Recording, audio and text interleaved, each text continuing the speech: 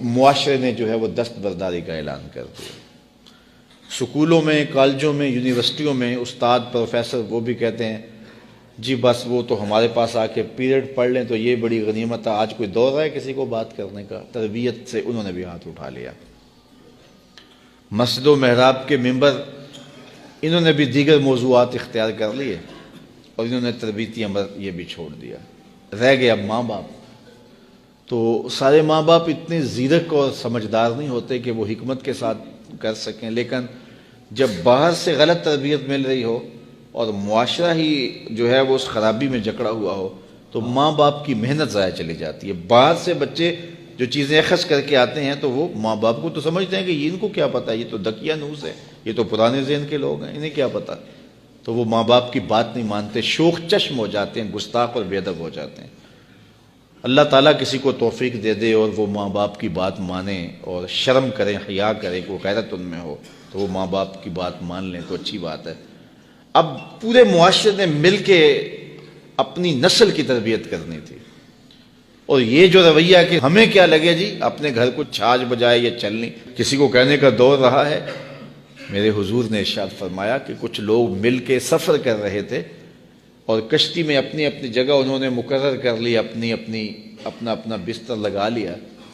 ایک آدمی کشتی میں سوراخ کرنے لگ جاتا ہے اپنی جگہ پہ، تو سارے اگر یہ کہیں کہ ہمیں کیا لگے اپنی جگہ پہ کر رہا ہے، تو تھوڑی دیر کے بعد جب سوراخ ہوگا تو نیچے سے پانی آئے گا جس سے وہ سوراخ کرنے والا بھی ڈوبے گا اور یہ ساتھ بیٹھنے والے بھی ڈوب جائیں گے، پوری کشتی ڈوب جائے گی۔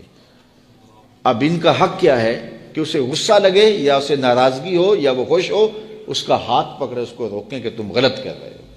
یہ نہ کہیں کہ اپنے گھر کو چھاج بجائے یہ چھلنی ہمیں کیا لگے۔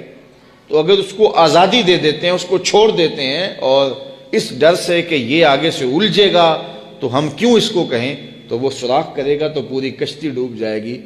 اصل ہوا یہ ہے کہ پورا معاشرہ کہتا ہے جی ہمیں کیا لگے، سانو کی لگے، سارا معاشرہ ڈوب گیا ہے، کوئی کسی کو کچھ کہتا ہی نہیں ہے۔ گلیوں میں شیطان ناچ رہا ہے، اولادیں آوارہ ہو گئی ہیں، معاشرہ پورا اس عمل میں شریک ہی نہیں ہو رہا کہ ہم کوشش کرنی ہے۔ اگر میں کسی کے بچے کو سمجھاؤں گا تو کوئی میرے بیٹے کو سمجھائے گا، لیکن جب میں نہیں کروں گا تو کوئی میرے لیے نہیں کرے گا۔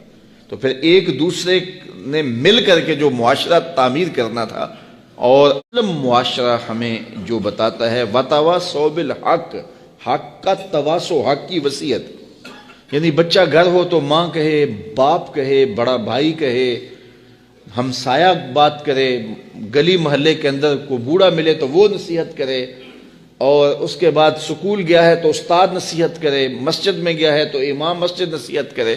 تو جب نصیحت کا یہ تسلسل ہوگا تو ہو نہیں سکتا ہے کہ بچہ سدھرے نہ سنورے نہ، لیکن 10 خراب کرنے والے ہوں، ایک صحیح کرنے والا ہو تو کبھی صحیح نہیں ہوتا۔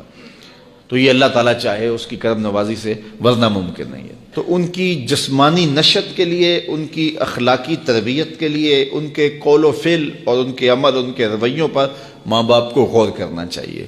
حضور علیہ الصلوۃ والسلام نے فرمایا اپنی اولاد کو 3 چیزیں سکھاؤ، حب نبیکم وحب اہل بیتہ وتلاوت القرآن۔ اپنی اولاد کو نبی علیہ الصلوۃ والسلام کی محبت سکھاؤ، وحب اہل بیتہ، حضور کے اہل بیت کا پیار سکھاؤ۔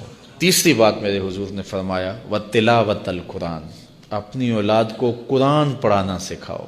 روزانہ دن کا آغاز ہی نہ ہو جب قرآن نہ پڑھا جائے۔ اللہ آپ سب کو جزائے خیر دے، اور میں آپ سب کے لیے دعا گو ہوں کہ اللہ آپ سب کی اولادوں کو صالح بنائے، آپ کی اولادوں کو اللہ کا ولی بنائے، اور آپ سب میرے لیے دعا کریں اللہ میری اولادوں کو بھی صالحیت کا نور عطا کرے۔